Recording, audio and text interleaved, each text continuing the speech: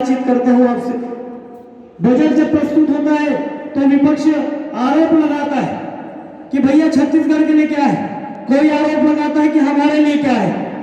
हम सभी भारत के वासी हैं, हम सभी भारत के वासी हैं, भारत में रहते हैं। मैं आपको बता दूं भैया, ये जो बजट होता है ये भारत के लिए होता है, ये कोई प्रदेश के लिए नहीं होता है। भारत अगर बजट प्रस्तुत करता है तो छत्तीसगढ़ लाभान्वित नहीं होता है, पूरे भारत के जनमानस को ध्यान में रखकर वो बजट प्रस्तुत किया जाता है। जब छत्तीसगढ़ का बजट प्रस्तुत होता है तब हमें ये तय करना चाहिए कि छत्तीसगढ़ के लिए क्या है, हमारे लिए क्या है, आपके लिए क्या है। लेकिन जब भारत बजट प्रस्तुत करता है, मैं आपको और हमारे बीच में मातृशक्तियां बैठी हुई है, हमारी छात्राएं बैठी है, बहनें बैठी हैं, मैं आपको बता दूं ये आप सबके लिए गौरव का विषय है कि पहली बार इतिहास में ऐसा हुआ है कि कोई महिला वित्त मंत्री बनती है, उसके बाद वो लगातार 9 वर्षों तक भारत जैसे विशाल देश का 9वीं बार बजट प्रस्तुत करती है। मैं उसके लिए मातृशक्तियों का मैं गौरव का विषय मानता हूं, क्योंकि श्रीमती निर्मला सीतारमण जी ने भारत का बजट लगातार 9वीं बार प्रस्तुत किया।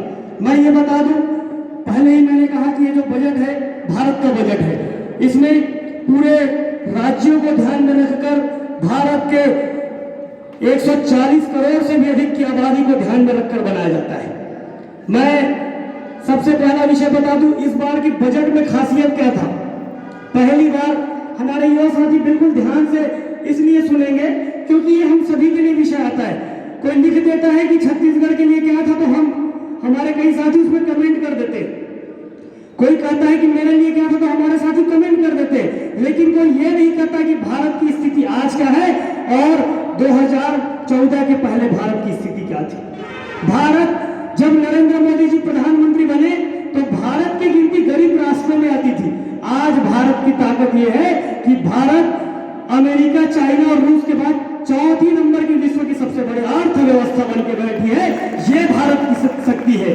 भारत वो शक्ति बन के बैठा है जब आज से 2014 के पहले जब भारत कहीं पे कोई संकट आता था या कोई युद्ध लड़ता था तो भारत के सारे हथियार विदेशी होते थे, भारत के सारे हथियार विदेश से आयातित होते थे।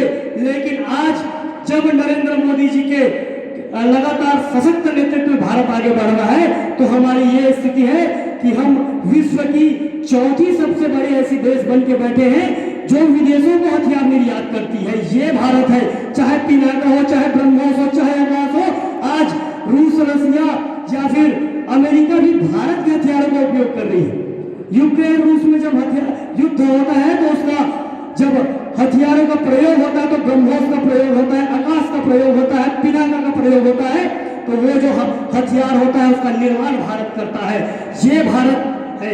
मैं आपको बता दूं, भारत का जो बजट अभी प्रस्तुत हुआ